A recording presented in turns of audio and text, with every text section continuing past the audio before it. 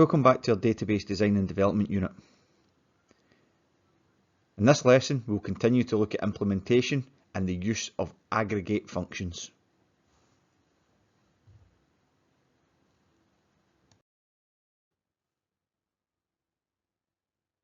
Our learning intentions for this lesson are as follows.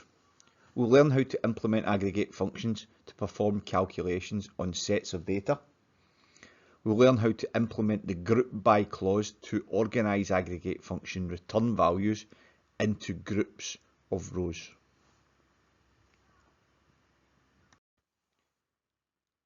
As always, we have some success criteria, and for today's lesson it is as follows. We'll be able to implement the aggregate functions min, max, average, sum and count to perform calculations on sets of data. We'll be able to implement the group by clause to organise aggregate function return values into groups of rows.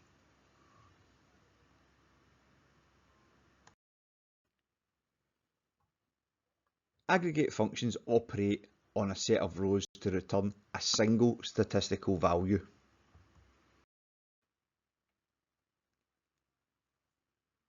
An aggregate function can be applied to all the rows in the table, or rows specified by a where clause, or rows created by a group by clause.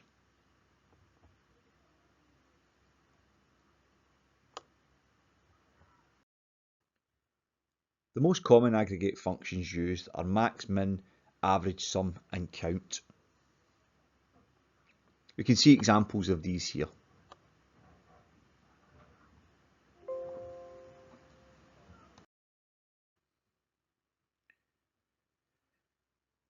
In the same way that predefined programming functions receive parameter values, SQL aggregate functions require an expression. Now, an expression is a combination of values, variables, operators and function calls that, when evaluated, produce a result or a value. It's a piece of code that evaluates to something, unlike a statement which performs an action.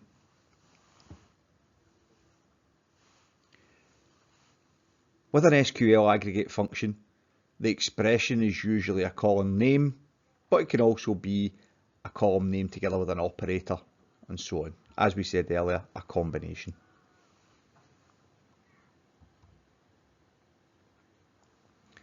In this example, our expression is our column name or our field name.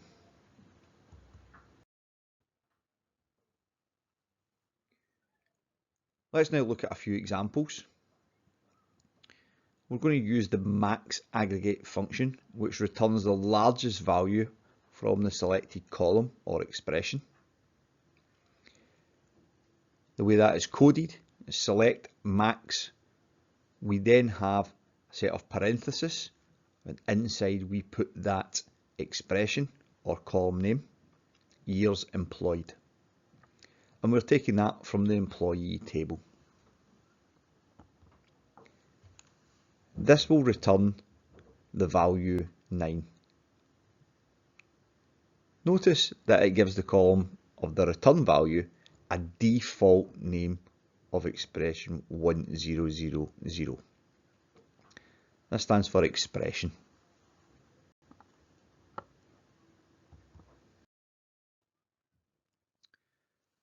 Because we don't like default values and default names, we can add a little bit to the aggregate function with an alias that we looked at previously. So max years employed as most years experience, and again that will return a meaningful header for that return value.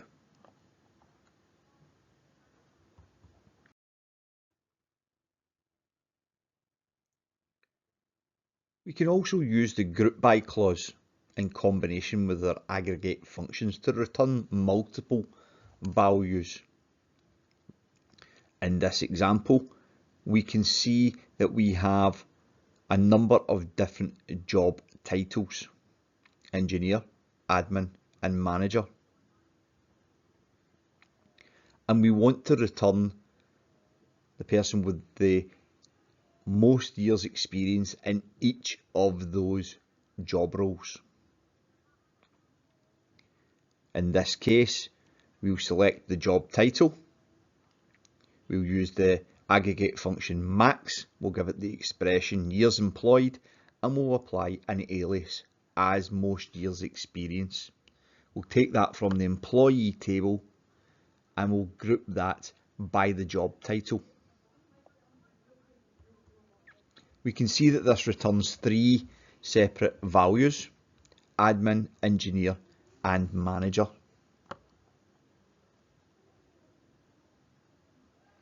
It also provides the most years experience, so the maximum value for each of those job titles.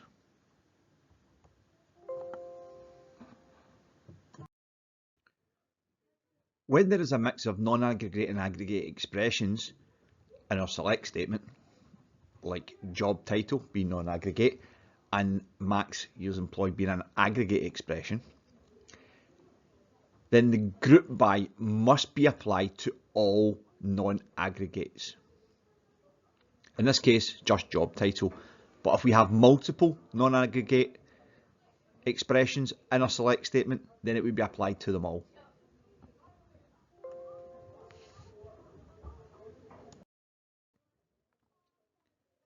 In our next example, we'll look at the min aggregate function, which returns the smallest value.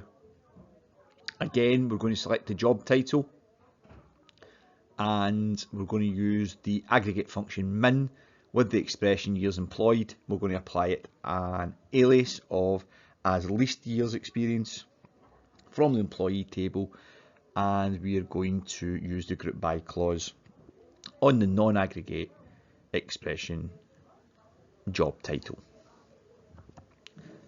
This again will return an instance of each of the job titles with a return value.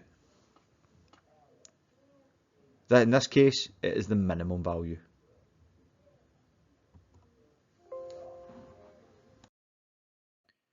In this example, we'll look at the average predefined function, which returns the average value from your selected column or expression.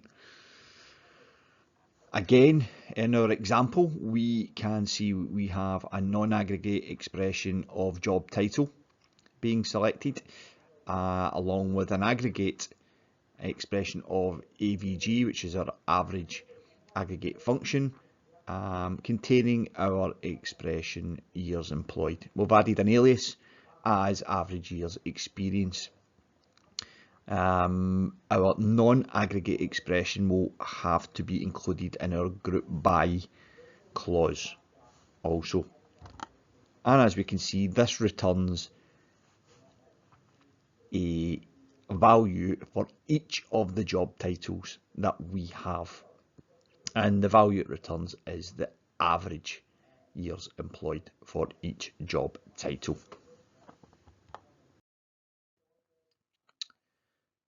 The sum aggregate function works slightly differently, where it returns the total of all the values selected.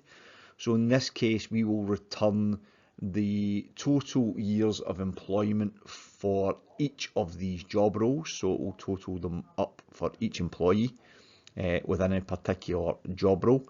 So again, we have our non-aggregate expression job title, and we have our aggregate expression sum years employed, and our alias as total years experience. And again, our non-aggregate expression will be part of our group by clause, so we're going to group that by the job title. And we can see here for each job title it returns a value of the number of years experience.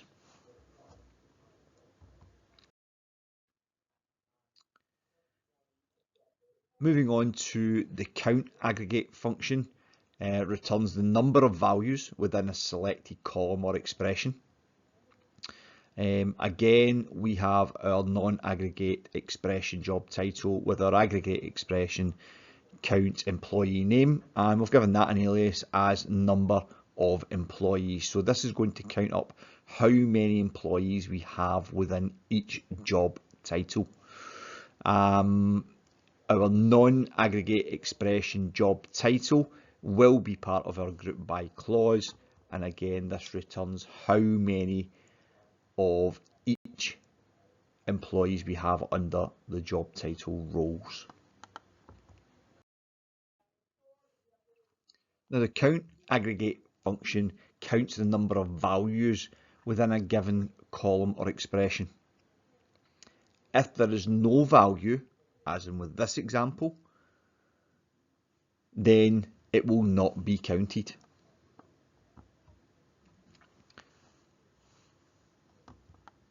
So as we can see in this example, we have 4 engineers, but we have 5 records. That is because the employee name is blank.